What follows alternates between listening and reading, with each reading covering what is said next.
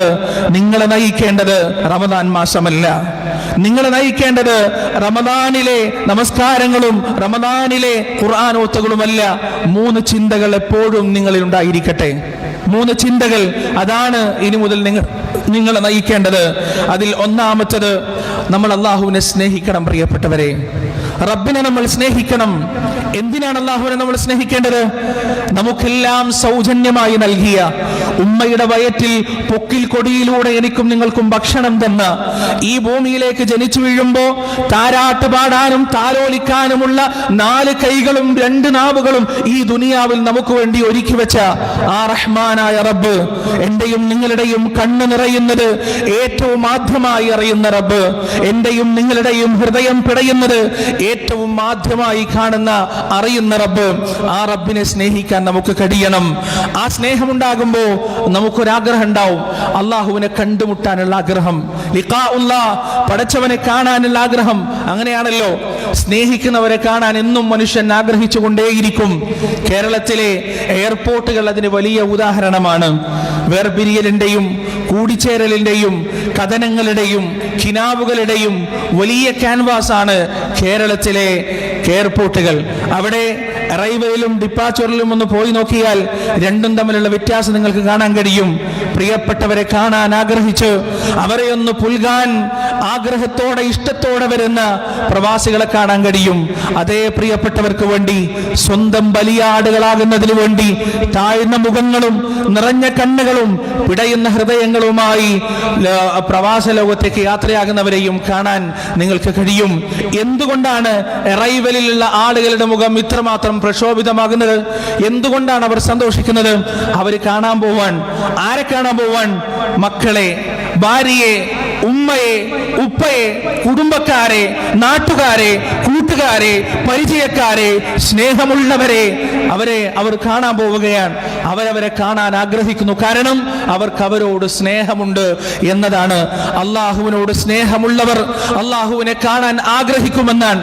പ്രിയപ്പെട്ടവരെ, അള്ളാഹുവിനെ കാണാൻ ആഗ്രഹിച്ചുകൊണ്ട് ഈ ദുനിയാവിലെ ഇബാദത്ത് തിട്ടപ്പെടുത്തുന്ന ആളുകൾ നാളെ റബ്ബിനെ കാണുന്ന രംഗം ഹദീസുകളിൽ നമുക്ക് കാണാൻ കഴിയും. മഹാനായ അനസ് ഇബ്നു മാലിക് റളിയല്ലാഹു അൻഹു റിപ്പോർട്ട് ചെയ്യുന്ന ഒരു ഹദീസിൽ പറയുന്നു, സ്വർഗ്ഗത്തിൽ കസ്തൂരിയുടെ ഒരു താഴ്വരയുണ്ട്. കസ്തൂരിയുടെ ഒരു താഴ്വര. ആ താഴ്വരയിലേക്ക് നമ്മൾ ഈ വെള്ളിയാഴ്ച ദിവസം ജുമാക്ക് വരുന്നത് പോലെ സ്വർഗ്ഗവാസികൾ എല്ലാ വെള്ളിയാഴ്ച ദിവസവും ആ താഴ്വരയിൽ ഒരുമിച്ച് കൂടുമെന്നാണ്. അവിടെ നിന്ന് അല്ലാഹു സുബ്ഹാനഹു വ തആല അവന്റെ അർശിൽ നിന്ന് കുർസിയിലേക്ക് ഇറങ്ങി വരും. അർശും കുർസിയും രണ്ടും രണ്ടാണ്, രണ്ടൊന്നല്ല. അർശ് എന്ന് പറഞ്ഞാൽ അള്ളാഹുവിന്റെ സിംഹാസനമാണ്. കുർസി എന്ന് പറഞ്ഞാൽ അള്ളാഹുവിന്റെ പാദങ്ങൾ വെക്കാനുള്ള പീഠമാണ്. അതിനെയാണ് കുർസി എന്ന് പറയുന്നത്. ആ കുർസിയിലേക്ക് അള്ളാഹു ഇറങ്ങി വരും. ആ കുർസിയിനെ ഈ താഴ്വരയിൽ വെച്ച് കാണാൻ കഴിയും. ആ കുർസിയുടെ ചുറ്റിലും പ്രകാശത്തിന്റെ ഇരിപ്പിടങ്ങൾ ഉണ്ടാവും. സ്വർഗവാസികൾ എല്ലാ വെള്ളിയാഴ്ചയും ആ താഴ്വരയിലേക്ക് പോകും. ആ പ്രകാശത്തിന്റെ ഇരിപ്പിടങ്ങളിൽ അള്ളാഹുവിന്റെ പ്രവാചകന്മാർ, അമ്പിയാക്കൾ ഇരിക്കും. അതിന്റെ പിറകിൽ സ്വർണത്തിന്റെ ഇരിപ്പിടങ്ങൾ ഉണ്ടാകും. ആ ഇരിപ്പിടങ്ങളിൽ ശുഹദാക്കൾ, അള്ളാഹുവിന്റെ മാർഗത്തിൽ ഷഹീദായ ആളുകൾ ഇരിക്കുമെന്നാണ്. അതിന്റെയും പിറകിൽ കസ്തൂരിയുടെ ഇരിപ്പിടങ്ങൾ ഉണ്ടാവും. അവിടെ സ്വർഗവാസികളായ ആളുകൾ മുഴുവൻ അവിടെ അങ്ങനെ ഇരിക്കുമെന്നാണ്. അള്ളാഹു അവരുടെ അടുത്തേക്ക് വരും. ആദ്യം അവർ അള്ളാഹുവിനെ കാണില്ല, അള്ളാഹുവിന്റെ ശബ്ദമാണ് കേൾക്കുക. അള്ളാഹു അവരോട് ചോദിക്കും, എന്റെ അടിമകളെ, നിങ്ങൾക്ക് വല്ല ആഗ്രഹവുമുണ്ടോ, വല്ല ആശയും വല്ല പ്രതീക്ഷയും നിങ്ങൾക്ക് ഇനി ബാക്കിയുണ്ടോ എന്ന് ചോദിക്കുമ്പോ അവർ മറുപടി പറയും, യാ റബ്ബന, ഞങ്ങളുടെ രക്ഷിതാവേ, ഞങ്ങളുടെ മുഖത്തെ നീ നരകത്തിൽ നിന്ന് കാത്തു രക്ഷിച്ചില്ലേ? എത്രയോ കോടി മനുഷ്യർ നരകത്തിലേക്ക് വലിച്ചെറിയപ്പെടുമ്പോ ആ നരകത്തിലേക്ക് ഞങ്ങളെ പറഞ്ഞയക്കാതെ നിന്റെ കാരുണ്യം കൊണ്ട് ഈ സ്വർഗത്തിലേക്ക് ഞങ്ങളെ നീ കൂട്ടിയണച്ചില്ല റബ്ബേ. ഇനി എന്താഗ്രഹം? ഇതിനേക്കാൾ വലിയ അനുഗ്രഹം എന്താണ് ഇനി എന്ന് സ്വർഗവാസികൾ ചോദിക്കുമെന്നാണ്. എന്നിട്ട് അവർ പറയുമെന്നാണ്, അല്ലാഹുവേ, ഞങ്ങൾക്ക് നിന്റെ വജ്ഹ് മാത്രം മതി, ഞങ്ങൾക്ക് നിന്റെ വജ്ഹ് മാത്രം മതി. നിന്റെ തൃപ്തി മാത്രം മതി എന്നവർ മറുപടി പറയുന്നതാണ്. വീണ്ടും അല്ലാഹു ചോദിക്കും, നിങ്ങൾക്ക് എന്റെ തൃപ്തി ഉള്ളത് കൊണ്ടാണ് എന്റെ സ്വർഗത്തിൽ നിങ്ങൾ നിൽക്കുന്നത്, നിങ്ങൾക്ക് എന്തെങ്കിലും ആഗ്രഹമുണ്ടോ? 3 തവണ ആവർത്തിച്ച് ചോദിച്ച് എല്ലാത്തിനും അവർ ഇതേ മറുപടി ആവർത്തിക്കുമ്പോൾ അവിടെ ആകെ വല്ലാത്തൊരു പ്രകാശത്താൽ നിറയുമെന്നാണ്. ആ പ്രകാശത്തിന്റെ ഉജ്ജ്വലത, ആ പ്രകാശത്തിന്റെ തീവ്രത ഹദീസുകളിൽ നമുക്ക് കാണാൻ കഴിയും. അള്ളാഹുവിന്റെ പ്രകാശത്തിന്റെ മറയാണത്. ആ പ്രകാശത്തിന്റെ മറയങ്ങ് നീങ്ങുമ്പോഴേക്ക് ലോകരക്ഷിതാവായ അള്ളാഹുവിനെ ആ ഇരിപ്പിടങ്ങളിൽ ഇരുന്നു കൊണ്ട് ഈ സ്വർഗവാസികൾ നോക്കിക്കാണുമെന്ന് റസൂലുള്ളാഹി സ്വല്ലല്ലാഹു അലൈഹി വസല്ലം. ആ ലിഖാഇനെ കൊതിക്കേണ്ടവരാണ് പ്രിയപ്പെട്ടവരെ. നാം നമ്മുടെ റബ്ബിനെ കാണുന്ന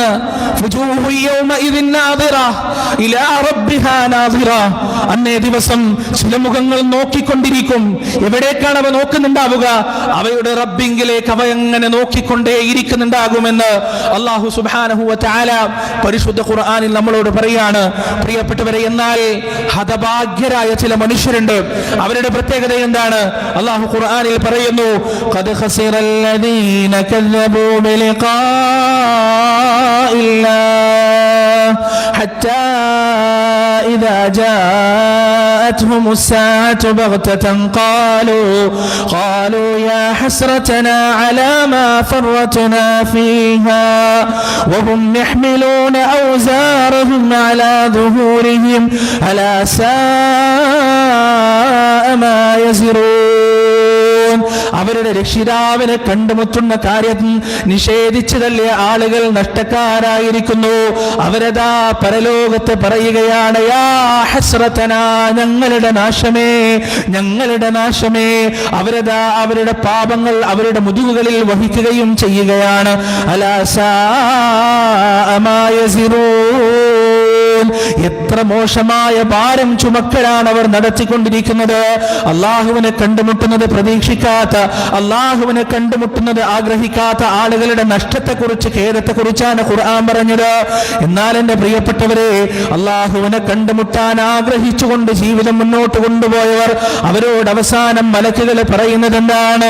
ഇർജിഇ ഇലാ റബ്ബിക റാദിയതൻ മർദിയ. നിന്റെ റബ്ബ് നിന്നെ തൃപ്തിപ്പെട്ടിട്ടുണ്ട്, നീ നിന്റെ റബ്ബിനെ കുറിച്ചും തൃപ്തിപ്പെട്ടിട്ടുണ്ട്. അതുകൊണ്ട് നിന്നെ കാണാൻ നിന്റെ റബ്ബും ആഗ്രഹിക്കുന്നു, നിന്റെ റബ്ബിനെ കാണാൻ നീയും ആഗ്രഹിക്കുന്നു. അതുകൊണ്ട് ഫദ്ഖുലി ഫീ ഇബാദി വദ്ഖുലി ജന്നതി. അതുകൊണ്ട് സദ്വൃത്തരായ ദാസന്മാരുടെ ആത്മാക്കളിലേക്ക് യാത്രയാവുക, അള്ളാഹുവിന്റെ സ്വർഗത്തിലേക്കും യാത്രയാവുക. പ്രിയപ്പെട്ടവരെ, ഒന്നാമത്തെ ചിന്ത ഇതാണ്. അള്ളാഹുവിനെ കണ്ടുമുട്ടാനുള്ള ആഗ്രഹം നമ്മുടെ ഹൃദയത്തിൽ ഉണ്ടായിരിക്കണം. രണ്ടാമത്തെ ചിന്ത എന്താണ്? ഞാൻ ഈ ലോകത്ത് നിന്ന് വിട പറഞ്ഞു പോകേണ്ടവനാണ്. എന്റെ മുന്നിൽ ഒരുപാട് യുവാക്കൾ ഇരിക്കുന്നുണ്ട്. ആലോചിച്ചു നോക്കിയിട്ടുണ്ടോ പ്രിയപ്പെട്ടവരെ? ഒരു 50-60 വർഷം കഴിഞ്ഞാൽ ഈ യുവാക്കളുടെ അവസ്ഥ എന്തായിരിക്കും? ഒന്നുകിൽ ചുക്കിച്ചുളിഞ്ഞ തൊലിയുമായി, കണ്ണിന് കാഴ്ചയില്ലാതെ, കേൾവി കുറഞ്ഞ സ്വബോധം നഷ്ടപ്പെട്ട് വാർദ്ധക്യത്തിന്റെ പടുകുഴിയിൽ വീണിട്ടുണ്ടാവും, അല്ലെങ്കിൽ മണ്ണിനോട് ചേർന്നിട്ടുണ്ടാവും. നമ്മൾ പറയാറുണ്ട്, അവസാനം നമുക്ക് ബാക്കിയാവുക 6 അടി മണ്ണ് മാത്രമായിരിക്കും. എന്നാൽ 6 അടി മണ്ണ് നമുക്കല്ല കിട്ടുക, നമ്മുടെ ശരീരം 6 അടി മണ്ണിനാണ് കിട്ടുക. 6 അടി മണ്ണിന് നമ്മുടെ ശരീരം അങ്ങോട്ട് സമർപ്പിക്കാണ് ചെയ്യുക.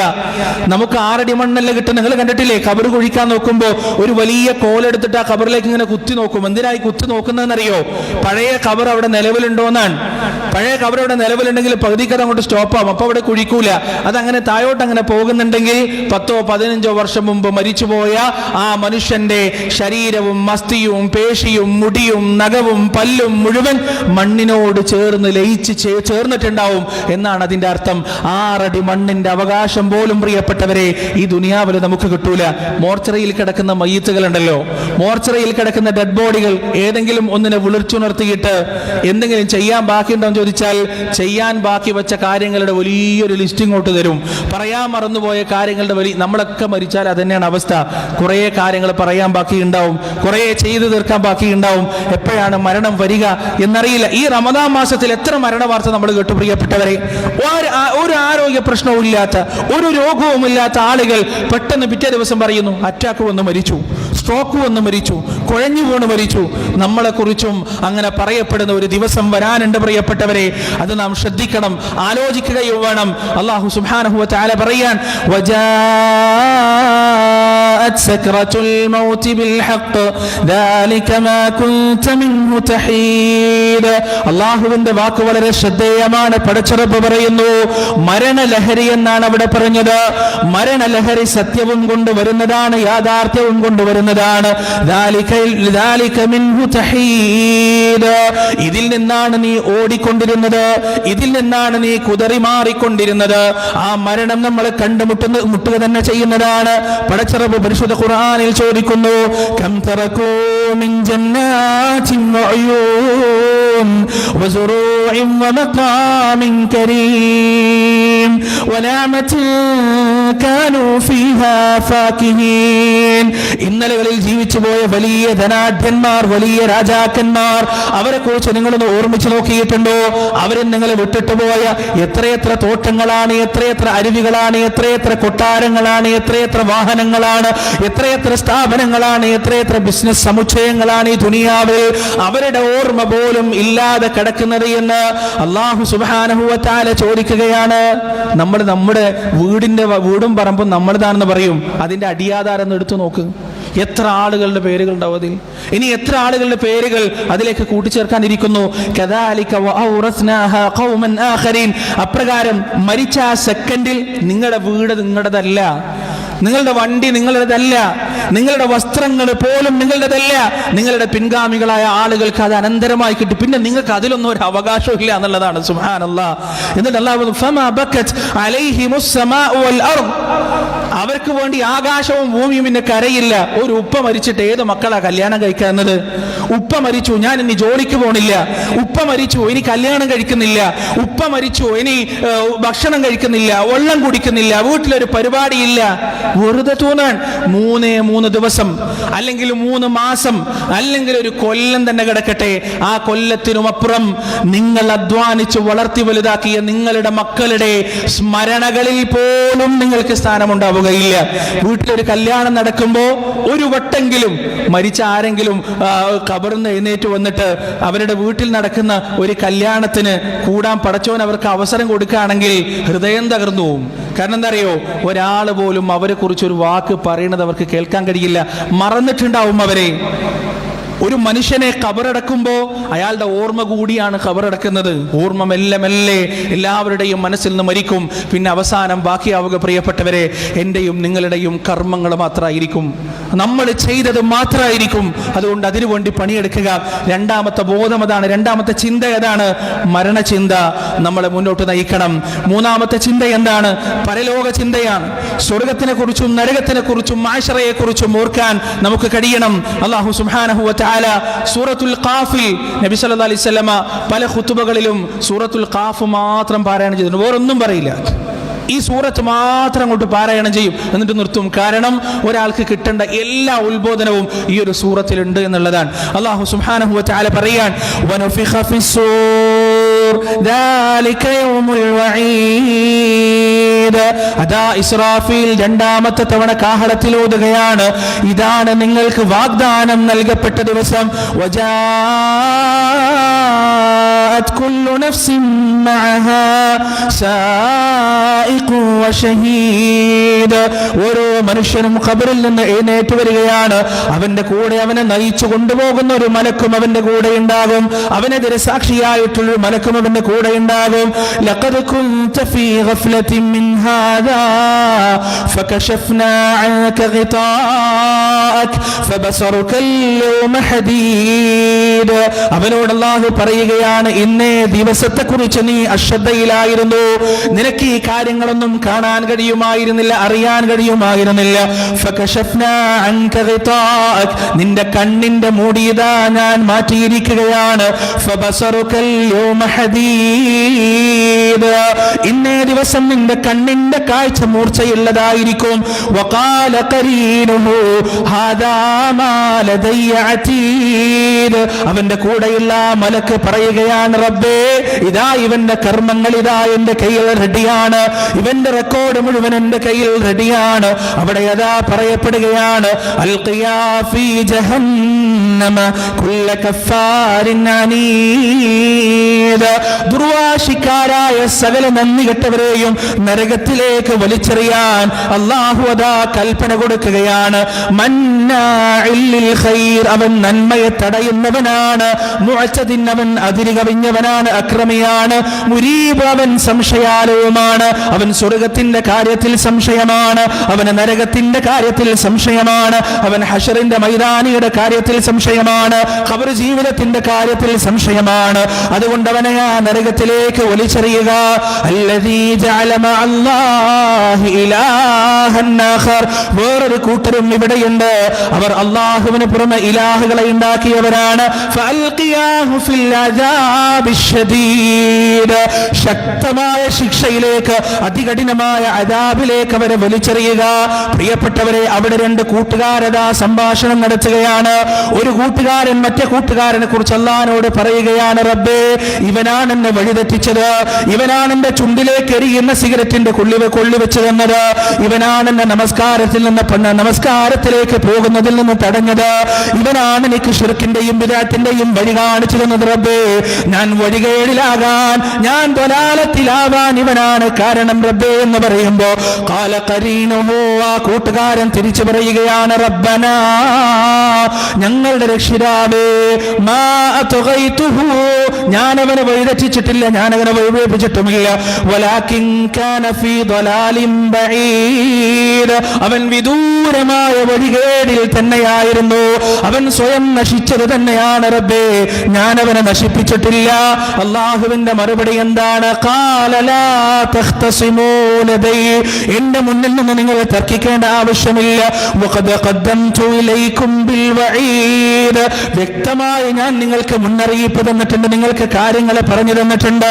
മാ യുബദ്ദലുൽ ഖൗലു ലദയ്യ വമാ അന ബിദല്ലാമിൽ ലിൽ അബീദ്, ഇവിടെ വാക്കുമാറ്റമില്ല. നിങ്ങളുടെ ദുനിയാവിലെ രാഷ്ട്രീയക്കാരെ പോലെ ഇവിടെ വാക്കുമാറുന്നതല്ല, വാഗ്ദത്തം ലംഘിക്കുന്നതല്ല, ഇവിടെ ഒരു അടിമകളോടും അക്രമം ചെയ്യപ്പെടുന്നതുമല്ല. യൗമ നഖൂലു ലി ജഹന്നം, അന്നേ ദിവസം റബ്ബ് നരകത്തോട് ചോദിക്കുകയാണ്, ഹലിം തലഅത്, നരകമേ നിനക്ക് മതിയായോ, നരകമേ നീ നിറഞ്ഞു എന്ന് ചോദിക്കുമ്പോൾ നരകം മറുപടി പറയുകയാണ്, വതഖൂലു ഹൽ മിൻ മസീദ്, ഹൽ മിൻ മസീദ്, അല്ലാഹുവേ ഇനിയും എന്തെങ്കിലും അവശേഷിക്കുന്നുണ്ടോ? ഞാനിതാ വിശാലമായി കിടക്കുകയാണ്, ഞാൻ നിറഞ്ഞിട്ടില്ല റബ്ബേ, എന്റെ കോപം ശമിച്ചിട്ടില്ല റബ്ബേ, എന്റെ കോപം അവസാനിച്ചിട്ടില്ല നാഥ, ഞാനിതാ നിറഞ്ഞു കിടക്കുകയാണെന്ന നരകം പറയുകയാണ്. മറുഭാഗത്ത് ഉസ്ലിഫത്തിൽ ജന്നതു ലിൽമുത്തഖീന ഗൈറ ബഈദ്, വിദൂരമല്ലാത്ത വിധം സുഖാനുഗ്രഹത്തിന്റെ ഭവനമായ സ്വർഗ്ഗം കൊണ്ടുവരപ്പെടുകയാണ്. എന്നിട്ട് പറയപ്പെടുകയാണ്, ഹാദാ മാ തുഅദൂന ലികുല്ലി അവ്വാബിൻ ഹഫീൽ, എല്ലാ ഖേദിച്ചു മടങ്ങുന്നവർക്കും പാപത്തിൽ നിന്ന് മാറി നിൽക്കുന്നവർക്കും വാഗ്ദാനം ചെയ്യപ്പെട്ട സ്വർഗ്ഗമാണിത്. മൻ ഖശിയർ റഹ്മാന ബിൽ ഗൈബ്, ആരാണോ അദൃശ്യമായ രീതിയിൽ പരമകാരുണികനെ ഭയപ്പെട്ടത്, വജാഅ ബിഖൽബിൻ മുനീബ്, താഴ്മയുള്ള വിനയാന്വിതമായ ഹൃദയവുമായി ആരാണോ വന്നിരിക്കുന്നത്, ഉദ്ഖുലൂഹാ ബിസലാം, സമാധാനത്തോടെ ആ സ്വർഗ്ഗത്തിലേക്ക് പ്രവേശിച്ചു കൊള്ളുക. ദാലികൽ യൗമുൽ ഖുലൂദ്, അനശ്വരത തുടങ്ങുന്ന ദിവസമാണെന്ന്. ലഹും മാ യശാഊന ഫീഹാ വലദൈനാ മസീദ്, അവരെന്താണോ ആഗ്രഹിക്കുന്നത് അതാ സ്വർഗ്ഗത്തിൽ അവർക്കുണ്ടായിരിക്കും, അതിനേക്കാൾ കൂടുതലും അവർക്ക് ഉണ്ടായിരിക്കുമെന്ന് അല്ലാഹു പറയുകയാണ്. പ്രിയപ്പെട്ടവരെ, സ്വർഗ്ഗവാസികൾ അതാ കൂട്ടം കൂട്ടമായി സ്വർഗ്ഗത്തിലേക്ക് പോകുകയാണ്.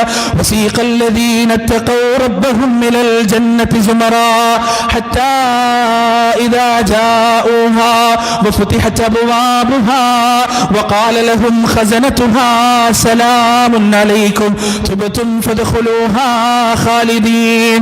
അല്ലാഹുവിനെ സൂക്ഷിച്ച ആളുകൾ കൂട്ടം കൂട്ടമായി സ്വർഗത്തിലേക്ക് പോകുമ്പോ ആ സ്വർഗത്തിന്റെ വാതിലതാ മലർക്കെ തുറക്കപ്പെടുകയാണ്. അതിന്റെ കാവൽ മാലാഖമാരെ പറയുകയാണ്, സലാമുൻ അലൈക്കും, അവസാനിക്കാത്ത സമാധാനത്തിന്റെ ഉടമകളെ നിങ്ങൾക്ക് അഭിവാദ്യങ്ങൾ എന്ന് പറഞ്ഞുകൊണ്ട് ആ സ്വർഗവാസികളെ അഭിവാദ്യം ചെയ്യുകയാണ്, സ്വാഗതം ചെയ്യുകയാണ്. ആ മഹ്ശറയിൽ വെച്ച് മനുഷ്യരതാ 3 വിഭാഗമായി തിരിയുന്നു. അസ്ഹാബുൽ യമീൻ എന്നൊരു വിഭാഗം, അസ്ഹാബുൽ ശിമാൽ എന്നൊരു വിഭാഗം, സാബിഖൂൻ എന്നൊരു വിഭാഗം. സാബിഖൂൻ എന്ന വിഭാഗം ആരാണ്? അല്ലാഹുവുമായി ഏറ്റവും അടുത്ത് നിൽക്കുന്ന വിഭാഗമാണ്.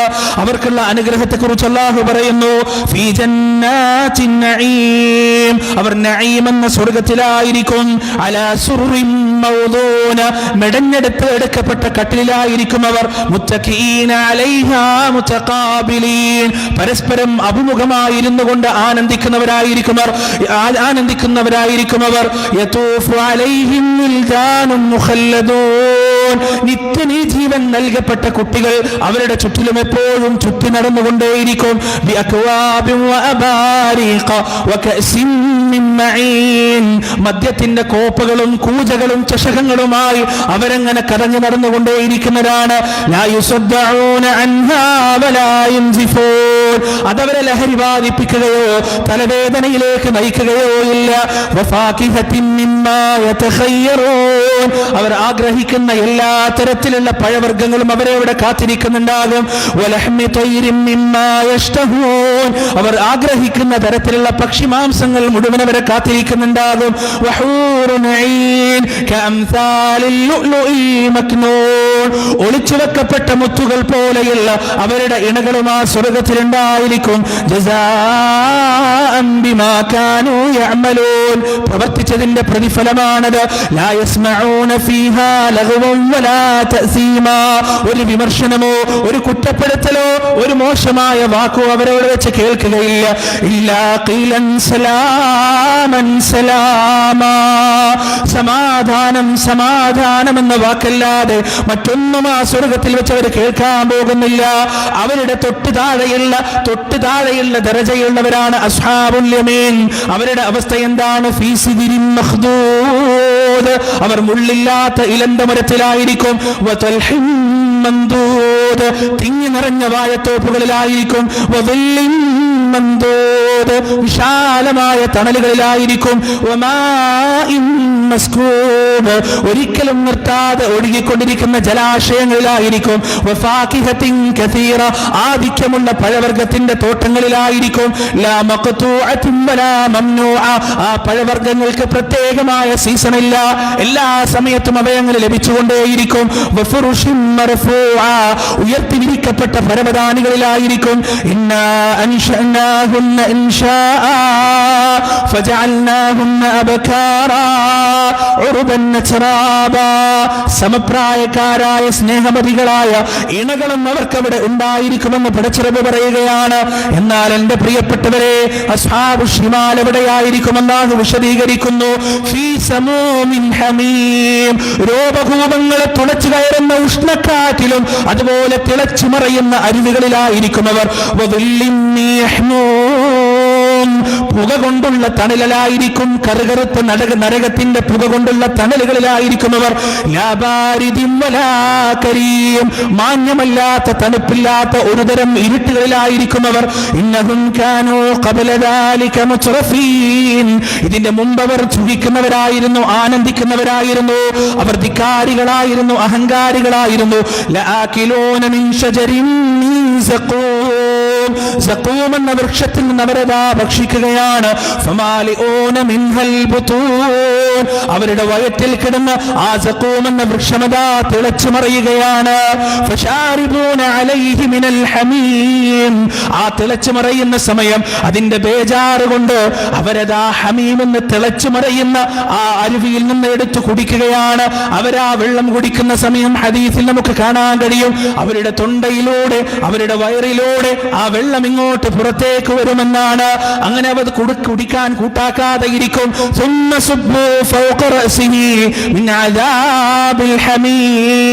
അപ്പോൾ അവരുടെ തലക്ക് മുകളിലൂടെ അത് ഒഴിച്ചു കൊടുക്കുകയാണ്.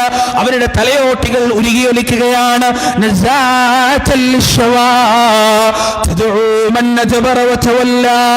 നരകവാസികൾ അനുഭവിക്കുന്ന വേദന, ഈ വെള്ളം ഇങ്ങോട്ട് കുടിക്കാതിരിക്കുമ്പോ തലയിലോട്ട് അങ്ങോട്ട് ഒഴിച്ചു കൊടുക്കും. തലയോട്ട് ഇങ്ങനെ ഉരുകി ഒലിക്കുന്നതാണ്. സുബ്ഹാനല്ലാഹ്. അപ്പോഴും അവർ മരിക്കൂല. മരിക്കാതെ അവരെങ്ങനെ ഈ അനുഭവങ്ങൾ മുഴുവൻ, ചില ആളുകൾ ഈ കൊടൽമാല ഇങ്ങനെ മുഴുവൻ പുറത്തേക്കിട്ടിട്ട് നരകത്തിലെ തീച്ചൂളയിലൂടെ ഇങ്ങനെ വലിച്ചേച്ച് നടക്കുന്ന ആൾ. എന്തൊക്കെ രൂപങ്ങളാണ് പ്രിയപ്പെട്ടവരവിടെ നമുക്ക് കാണാനുള്ളത്. ഇതൊന്നും ഒരിക്കലും എക്സാജറേഷൻ അല്ല, അതിശയോക്തിയല്ല, യാഥാർത്ഥ്യങ്ങളാണ്. യാഥാർത്ഥ്യത്തിന്റെ ലോകത്തെക്കുറിച്ചാണ് ഈ പറയുന്നത് പ്രിയപ്പെട്ടവരെ. അവിടെ നരകവാസികൾക്ക് ലഭിക്കാനുള്ള ഏറ്റവും വലിയ കാരുണ്യം എന്താ അറിയോ നിങ്ങൾ? ഏറ്റവും വലിയ കാരുണ്യം എന്താ അറിയോ? മരണമാണ്. അവരവസാനം നരകത്തിനെ കാക്കുന്ന മലക്കിനെ വിളിച്ചിട്ട് ചോദിക്കുന്നത് കുറച്ച് വെള്ളം തരുമെന്നൊന്നുമല്ല, കുറച്ച് ഭക്ഷണം തരുമെന്നൊന്നുമല്ല. അവരെന്താ ചോദിക്കുന്നത്? വനാദൗ യാ മാലിക് ഇഖ്ദി അലൈനാ റബ്ബുക്. അല്ലയോ മാലിക്കേ, ഞങ്ങളൊന്ന് നോക്കണം, അങ്ങയുടെ റബ്ബിനോട് ഒന്ന് പറയണം. എന്താ പറയേണ്ടത്? ഞങ്ങളെ ഒന്ന് കൊന്നുതരാൻ, ഞങ്ങളെ ഒന്ന് ഇല്ലാതെയാക്കാൻ. മറുപടി എന്താണ്? ഖാല ഇന്നകും മാകിസൂൻ. എന്ത് മരണം നിങ്ങൾക്ക്? നിങ്ങൾ നിത്യവാസികളാണ്, നിങ്ങൾക്ക് മരിക്കാൻ പറ്റൂല എന്ന് ആ നരകവാസികളോട് പറയപ്പെടുമെന്നാണ്. കാരുണ്യത്തിന്റെ ലാഞ്ചന പോലും കാണാത്തൊരു ലോകം, ഒരു കാണാത്തൊരു പ്രപഞ്ചം. അല്ലാഹു സുബ്ഹാനഹു വ തആല നമ്മെ അതിൽ നിന്ന് കാത്തുരക്ഷിക്കുമാറാകട്ടെ. ഇപ്പുറത്ത് മറ്റൊരു പ്രപഞ്ചം, സുബ്ഹാനല്ലാഹ്, പറഞ്ഞാൽ തീരാത്ത, ഒരു കണ്ണും കാണാത്ത, ഒരു ചെവിയും കേൾക്കാത്ത, ഒരു ഹൃദയവും വിഭാവന ചെയ്യാത്ത അത്രയും അനുഗ്രഹത്തിന്റെ കടലിൽ നീന്തി തുടിക്കുന്ന മറ്റൊരു പ്രപഞ്ചം ഇപ്പുറോ. അല്ലാഹുവേ, ഞങ്ങളെ ആ പ്രപഞ്ചത്തിലേക്ക്, നിന്റെ സ്നേഹത്തിന്റെ, നിന്റെ കാരുണ്യത്തിന്റെ, നിന്റെ അലിവിന്റെ ആ ലോകത്തിലേക്ക് ഞങ്ങളെ നീ എത്തിക്കണേ നാഥ. പ്രിയപ്പെട്ടവരെ, ഈ 3 ചിന്തകൾ പരിശുദ്ധ റമദാനിന് ശേഷം നമ്മെ നയിക്കട്ടെ. ഒന്നാമത്തത്, എൻ്റെ റബ്ബിനെ എനിക്ക് കാണണം പുഞ്ചിരിച്ച മുഖത്തോടെ. രണ്ടാമത്തത്, മരിക്കേണ്ടവനാണ്, ഈ ദുനിയാവിൽ ഏത് സമയവും എനിക്ക് പോകണം. മൂന്നാമത്തത്, സ്വർഗവും നരകവും എന്നെ കാത്തിരിക്കുന്നുണ്ട്. എൻ്റെ ചോയ്സാണ്, എൻ്റെ സ്വാതന്ത്ര്യമാണ് ഇവിടെ, ഞാൻ ഏത് തെരഞ്ഞെടുക്കണമെന്നുള്ളത്. അതുകൊണ്ട് പ്രിയപ്പെട്ടവരെ, നമ്മൾ തീരുമാനിക്കുക റമദാനിന് ശേഷം എങ്ങനെ ജീവിക്കണമെന്ന്. അല്ലാഹു സുബ്ഹാനഹു വ തആല നമ്മിൽ നിന്ന് സ്വീകരിക്കുമാറാകട്ടെ. ونستغفرullah لي ولكم وعن جميع المسلمين أجمعين ونستغفروه إنه هو الغفور الرحيم.